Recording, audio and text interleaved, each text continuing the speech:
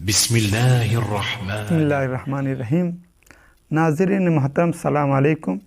آپ کے تمام نماز و روزہ قبول ہو، اور میں تمام حضرات کو شہادت امیر المومنین علیہ السلام کے مناسبت سے تسلیت اور تعزیت عرض کرتا ہوں۔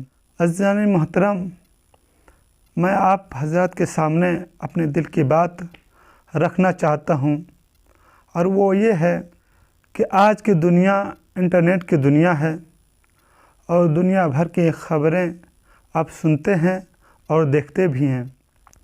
اب دیکھتے ہیں کہ ایک ملک دوسرے ملک پہ حملہ کرتا ہے اور اس کو ویران کر دیتا ہے، بچوں کو یتیم اور عورتوں کو بیوہ کر دیتا ہے، اور اسی طرح 50 ممالک جو اپنے آپ کو اسلامی ممالک کہتے ہیں، 80 سال سے فلسطینی جو اسرائیلیوں کے شکار ہو رہے ہیں ابھی تک رہائی نہیں دلا پائے۔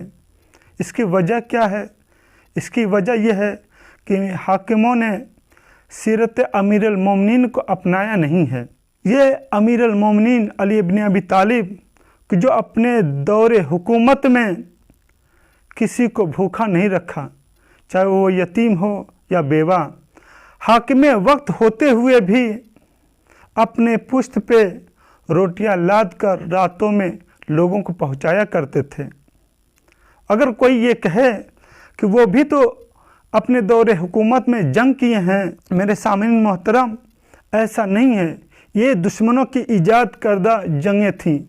اگر علی کا مقصد اور ہدف جنگ و جدال ہوتا تو یہ بھی دشمنوں کی طرح پانی پہ قبضہ کرتے اور سامنے والوں کو پیاسا مار دیتے۔